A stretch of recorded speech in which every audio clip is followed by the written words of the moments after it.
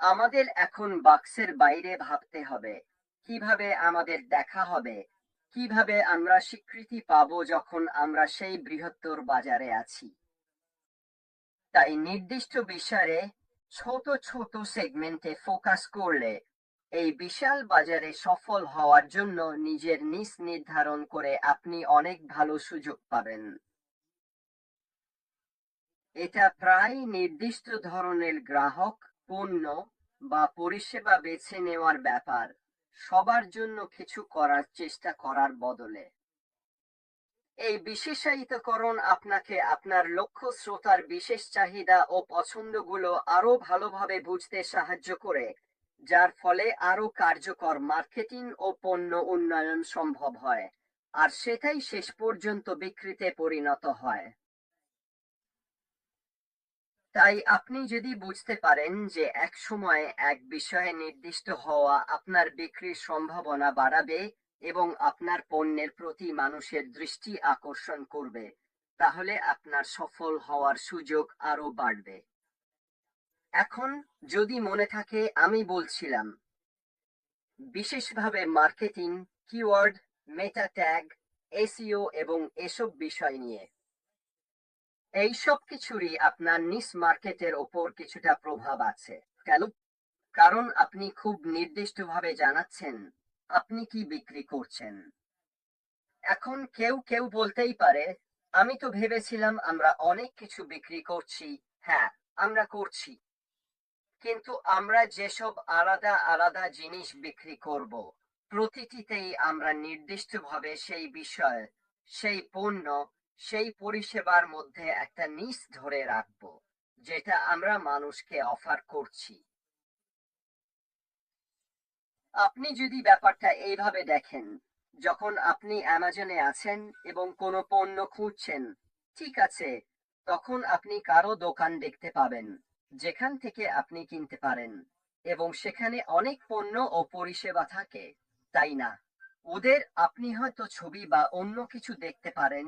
যাই হোক না কেন, ঠিক আছে, আপনি যেটা খুঁজছেন সেটাতে ক্লিক করেন, আর সেটা নিয়ে নির্দিষ্টভাবে বিস্তারিত তথ্য চলে আসে।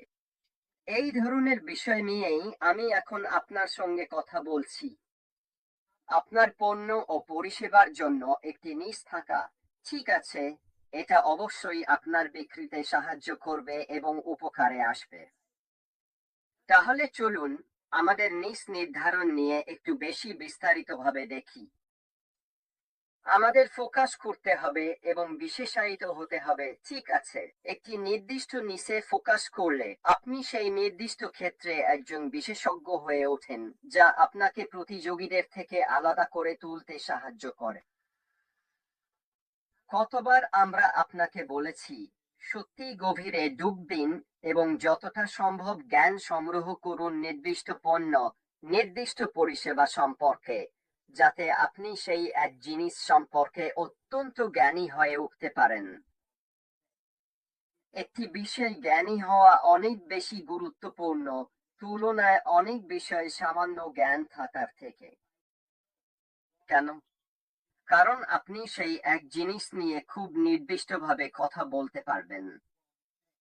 তাহলে কেউ যদি আপনার কাছে আসে এবং আপনাকে কোনো প্রশ্ন করে, এটা কি এটা করতে পারে, এটার মধ্যে কি এটা আছে, এটা আমার জন্য কি করতে পারে, এটা কিভাবে কাজ করবে, এইসব অন্যান্য প্রশ্নের উত্তর যদি আপনি জ্ঞান সহকারে সঙ্গে সঙ্গে দিতে পারেন। উদাহরণস্বরূপ, যদি আপনার ওয়েবসাইটে একটি চ্যাট এরিয়া থাকে, যেটা অনেকেরই থাকে, তাহলে মানুষ সেই চ্যাটে গিয়ে কোনো নির্দিষ্ট পণ্য সম্পর্কে কেনার আগে প্রশ্ন করতে পারে। আর আপনি যদি সেই বিষয়ে জ্ঞানী হন, তাহলে আপনি আত্মবিশ্বাসের সঙ্গে সেই পণ্য বা পরিষেবা সম্পর্কে উত্তর দিতে পারবেন। এটা আপনাকে অবশ্যই একটা বাড়তি সুবিধা দেবে। কেন? কারণ এটা সম্পর্ক গড়ে তুলতে সাহায্য করে, ক্লায়েন্ট বা গ্রাহকের মধ্যে আত্মবিশ্বাস তৈরি করে যে আপনি যা বিক্রি করতে চাইছেন সে বিষয়ে আপনি জানেন, এবং তারা জানে যে কোনো সমস্যা হলে তারা আপনার কাছে ফিরে আসতে পারবে। তাই এতটা বিশেষজ্ঞ হওয়া এবং একসময় একটিতে মনোযোগ দেওয়া অবশ্যই আপনাকে সাহায্য করবে। Targeted marketing. মার্কেটিং তো বারবার সামনে আসে, তাই না? প্রতিবার আমি নির্দিষ্ট কিছু দেখতে শুরু করি, মার্কেটিং সব সময় চলে আসে।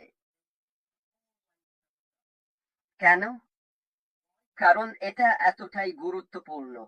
এটা সব সময় থাকে।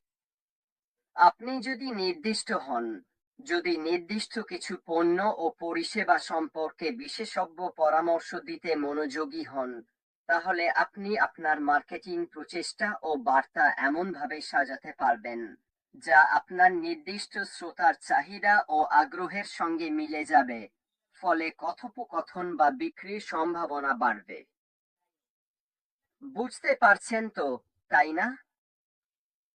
আপনি যদি একটু ভেবে দেখেন, আপনি যদি আরো নির্দিষ্টভাবে বলেন আপনার পণ্য বা পরিষেবা কি করে, এটা অন্য কারো থেকে কিভাবে আলাদা, তাহলে কেউ যখন নির্দিষ্ট কিছু খুঁজছে, তখন কি হতে পারে বলে মনে করেন?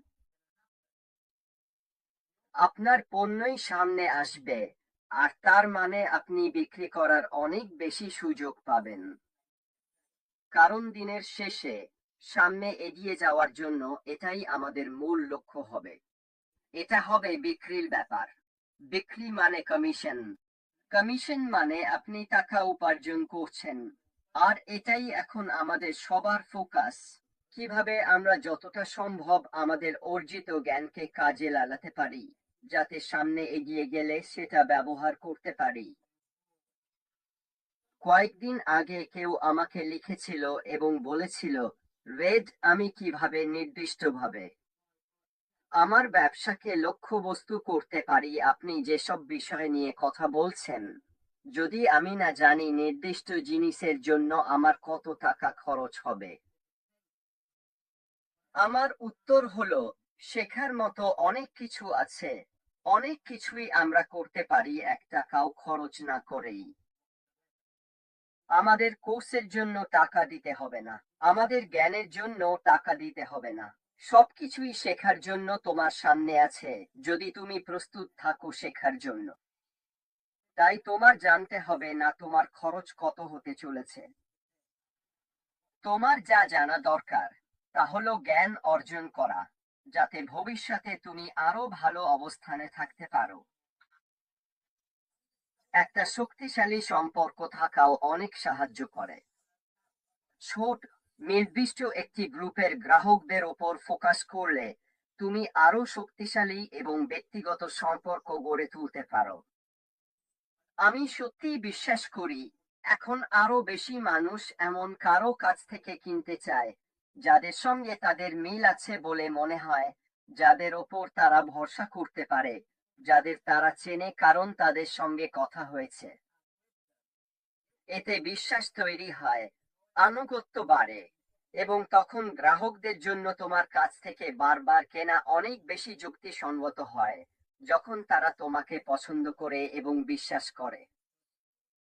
যদি তুমি তোমার গ্রাহকদের সঙ্গে সেই শক্তিশালী সম্পর্ক গড়ে তুলতে পারো, তাহলে তোমার জীবন অনেক সহজ হয়ে যাবে, তোমার বিক্রিও সহজ হবে। কারণ গ্রাহকরা তোমার ওপর এবং তুমি যেসব পণ্য ও পরিষেবা দিচ্ছ তার ওপর আত্মবিশ্বাসী থাকবে। ভাবলে দেখো, ব্যাপারটা আসলে খুবই স্বাভাবিক, তাই না? ধরো, নিজের কথা ভাবো, একটা গ্যারেজ আর একটা গাড়ির উদাহরণ ধরো। তোমাদের মধ্যে কতজন আছো যারা নিজের পথ থেকে ঘুরে নির্দিষ্ট কোনো গ্যারেজে গাড়ি সার্ভিস করাতে, গাড়ি কিনতে বা গাড়ির কাজ করাতে যাও? আমরা সবাই করি। কেন? কারণ আমাদের সেই গ্যারেজের সঙ্গে একটা সম্পর্ক আছে। আমরা মেকানিকের ওপর ভরসা করি, বা আমরা মেকানিককে চিনি, বা যাই হোক না কেন। এই সম্পর্ক থাকলে একজন গ্রাহক হিসেবে তোমার জীবন অনেক সহজ হয়, আবার যার ব্যবসা সেজন্য সহজ হয়। এটা দুই দিকের রাস্তা। তাহলে যদি তুমি এটা নিয়ে ভাবো, তোমার গ্রাহকদের সঙ্গে যুক্ত থেকে সেই শক্তিশালী সম্পর্ক গড়ে তোলো, তাহলে সেটা অবশ্যই তোমার বিক্রিতে সাহায্য করবে। এছাড়াও, ব্যবসার মধ্যে যদি নিজ প্রোডাক্ট থাকে, তাহলে বেশি লাভের সম্ভাবনাও থাকে। হয়তো শুনতে অদ্ভুত লাগতে পারে, কিন্তু এটা সত্যিই তোমার লাভের মার্জিন বাড়াতে সাহায্য করে। নিশ মার্কেটগুলোতে সাধারণত বিশেষায়িত পণ্য বা পরিষেবার জন্য বেশি দাম নেওয়া হয়, যার ফলে লাভের মার্জিনও বেশি হয়। সাধারণ মানুষের ভাষায় এর মানে কি?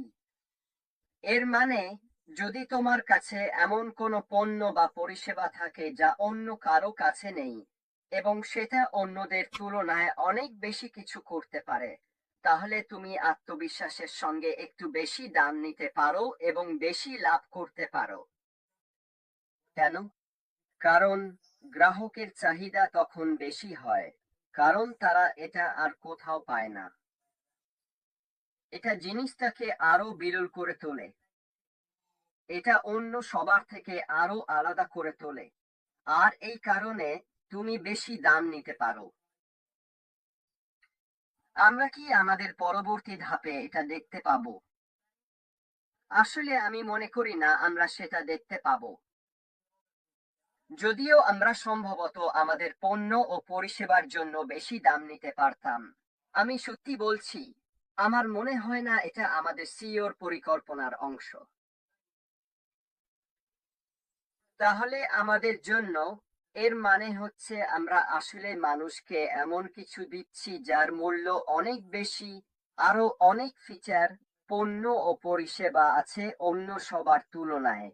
এবং এর মানে আবারও আমাদের জন্য বিক্রি করা অনেক সহজ হবে, কারণ আমরা যে জিনিসটা দিচ্ছি সেটা একটা নির্দিষ্ট বাজারের জন্য। শেষটা হলো গ্রাহকের আনুগত্য বাড়ানো। আমি এটা নিয়ে আগেও বলেছি, পুরো সময় জুড়ে কথা বলার সময়। যখন আপনি একটি নির্দিষ্ট শ্রেণীর দর্শকের বিশেষ চাহিদাগুলো পূরণ করেন, তখন আপনি গ্রাহকের আনুগত্য গড়ে তোলার সম্ভাবনা অনেক বেশি, কারণ তারা আপনার নির্দিষ্ট কিছু পণ্য নিয়ে ফোকাস এবং দক্ষতাকে মূল্যায়ন করে। আবারও এটা আপনার এবং আপনার গ্রাহকদের মধ্যে সেই আনুগত্য আরো বাড়িয়ে তোলে। আর বিশেষ করে যখন আপনি তাদের এমন কিছু মূল্য দিচ্ছেন যা তারা আসলে আশা করেনি, অর্থাৎ তারা যে দামে পেয়েছে তার চেয়ে বেশি কিছু পাচ্ছে, এটা আবারও সেই আনুগত্যের ভিত্তি গড়ে তুলবে এবং আপনার জীবন অনেক অনেক সহজ করে দেবে। তাহলে আপনি কিভাবে আপনার নিজস্ব নিশ খুঁজে পাবেন? ঠিক আছে, আপনার শক্তি ও আগ্রহ চিহ্নিত করুন। আপনাকে বুঝতে হবে আপনি কোন কাজে ভালো, কোনটা করতে আপনার ভালো লাগে। এটা আপনাকে নির্দিষ্ট কিছু ক্ষেত্রে আপনার মনোযোগ সীমিত করতে সাহায্য করবে। শুধু আমরা বাজারে বিস্তৃত শ্রোতাদের জন্য নিষ্পন্ন বা পরিষেবা বিক্রি করব তা নয়, আপনাকেও একজন ব্যক্তি হিসেবে আপনার নিজস্ব নিশ নির্ধারণ করতে হবে। এটা আপনাকে অন্য সবার থেকে আলাদা করে তুলতে সাহায্য করবে, ঠিক যেমন আপনি যে পণ্যটি বিক্রি করতে চাইছেন সেটাকেও আলাদা করে তুলবে। নিজস্ব পরিচয় রাখুন, নিজের লোগো রাখুন, নিজের থিম রাখুন, নিজের কাজ করার নিজস্ব পদ্ধতি রাখুন। এগুলোও ঠিক ততটাই গুরুত্বপূর্ণ যতটা আপনি যে পণ্যটি বিক্রি করছেন তার নিশ নির্ধারণ করা। বাজার নিয়ে গবেষণা করুন। আপনার ইন্ডাস্ট্রিতে বর্তমানে কি কি ট্রেন্ড চলছে এবং কোন চাহিদাগুলো এখনো পূরণ হয়নি। বাজারের কোন নির্দিষ্ট অংশগুলো এই মুহূর্তে উপেক্ষিত। কোথায় এখনো কেউ হাত দেয়নি। কোন কোন ক্ষেত্রে আপনি মনে করেন আমরা যা অফার করছি সেটা এখনো পৌঁছায়নি। এই সব কিছুই আপনাকে বিক্রি বাড়াতে সাহায্য করবে। তাই যখনই আপনি কোনো মার্কেটিং করছেন, তখন প্রচুর সময় দিন বিশ্বজুড়ে এমন জায়গাগুলো খুঁজে বের করতে যেখানে আপনি মনে করেন আপনার পণ্য বা পরিষেবার জন্য একটি নিশ মার্কেট থাকতে পারে, এবং আপনি নিজেও সবকিছুর পাশাপাশি। এই সবকিছুই আপনার মার্কেটিং কৌশলে সাহায্য করবে। আপনার লক্ষ্য শ্রোতাদের বিবেচনা করুন। ওহো, এটা জেন ভালো। আপনার লক্ষ্য শ্রোতাদের বিবেচনা করুন। আপনি কাদের কাছে পৌঁছাতে চাইছেন? তাদের জনসংখ্যাগত তথ্য, আগ্রহ এবং চাহিদা কি। এই সমস্ত বিশ্লেষণাত্মক তথ্য সত্যিই খুব গুরুত্বপূর্ণ। আমরা তো মার্কেটিং এ এটা নিয়ে কথা বলেছিলাম, তাই না? আমরা বলেছিলাম এই জ্ঞান জানা কতটা গুরুত্বপূর্ণ এবং এটা আপনার বিক্রিতে কিভাবে সাহায্য করবে। আমাদের কাছে এমন টুলস এবং পণ্য থাকবে যা আমাদের পরবর্তী ধাপে ঠিক এই কাজেই সাহায্য করবে। আপনার ক্ষমতার সর্বোচ্চ ব্যবহার করে এগুলো কাজে লাগানো অত্যন্ত জরুরি, যাতে আপনি বিভিন্ন অঞ্চলের মানুষকে লক্ষ্য করে বিক্রি বাড়াতে পারেন। আপনার নির্বাচিত নিজ অঞ্চলের চাহিদা পূরণের জন্য এমন কিছু বিশেষ অফার নিয়ে আপনার পণ্য বা পরিষেবা তৈরি করুন, যা কেবল আপনি দিতে পারেন। উদাহরণস্বরূপ, আপনি নির্দিষ্ট কিছু মানুষের জন্য বিভিন্ন অঞ্চলে বিশেষ ছাড় দেওয়ার সুযোগ পাবেন। এটাও আবার আপনার দর্শক বা গ্রাহকদের জানা। এছাড়াও পরীক্ষা করুন এবং পরিমার্জন করুন। লক্ষ্য শ্রোতার কাছ থেকে মতামত সংগ্রহ করুন এবং প্রয়োজনে অফারগুলো আরো উন্নত করুন। মনে রাখবেন, আমরা এটা নিয়ে গতকাল বা তার আগের দিন কথা বলেছিলাম। কাস্টমার ফিডব্যাক পাওয়া ব্যবসা বাড়ানোর জন্য কতটা গুরুত্বপূর্ণ, কারণ এর মানে হচ্ছে আপনি খোলাখুলি মানুষের অভিজ্ঞতা, তাদের মতামত জানতে চাইছেন, এবং এর ফলে আপনি আপনার ব্যবসার প্রতিটি দিক আরো ভালোভাবে পরিমার্জন করতে পারবেন, আরো কার্যকরী করতে পারবেন এই কাস্টমার ফিডব্যাকের মাধ্যমে। তাহলে চলুন শেষ করার আগে দ্রুত কিছু নিশ মার্কেটের উদাহরণ দেখে নিই। বিশেষায়িত শিল্প যেমন টেক্সি, ফ্যাশনের নিশ, শিক্ষা, ছোট শিশুদের জন্য প্রযুক্তি। এটা কি এমন কিছু মনে হচ্ছে যা আমরা করতে পারি? শিক্ষার নিশ মার্কেট, ছোট শিশুদের জন্য প্রযুক্তি। আমার মনে হয় এটা হতে পারে। ভৌগোলিক অবস্থান, নির্দিষ্ট কোনো অঞ্চল, পাড়া বা বিশ্বের কোনো এলাকাকে সেবা দেওয়া। আপনার কি মনে হয় আমরা এমন কিছু করতে পারি? মূল্য নির্ধারণ, উচ্চ মূল্যের বা বাজেট বান্ধব বিকল্পের উপর ফোকাস করা। আপনার কি মনে হয় আমরা এর কিছু অফার করতে পারি? বয়সভিত্তিক গ্রুপ, নির্দিষ্ট ডেমোগ্রাফিক যেমন গ্যান্স, মিলেনিয়ালস বা বেরি বুমারদের লক্ষ্য করে কিছু পণ্য বা পরিষেবার জন্য। আপনার পণ্য বা পরিষেবার বার্তা পৌঁছে দেওয়ার জন্য নির্দিষ্ট বয়সভিত্তিক গ্রুপকে লক্ষ্য করা কত দারুণ একটি উপায়। কিন্তু আপনি যদি এটা করতে চান, তাহলে জানেন কি, আপনাকে তাদের ভাষায় কথা বলতে হবে। আর আমি এখানে ইংরেজি, ফরাসি বা কোনো নির্দিষ্ট ভাষার কথা বলছি না। আমি বলছি কিভাবে নির্দিষ্ট বয়স ভিত্তিক দর্শক, ছেলে মেয়ে উভয়কেই, তাদের বোঝার ভাষায় তাদের ব্যবহৃত সব জার্গন আর স্ল্যাং ব্যবহার করে মার্কেটিং ও বিজ্ঞাপন করতে হয়। আপনি যদি প্রফেসরের মতো কথা বলেন, তাহলে 18 থেকে 20 বছর বয়সীদের লক্ষ্য করে প্রচার করার কোনো মানে হয় না। ওদের কাছেই সেটা গ্রহণযোগ্য হবে না, এতে আপনার কোনো বিক্রিও হবে না, সেটা নিশ্চিত।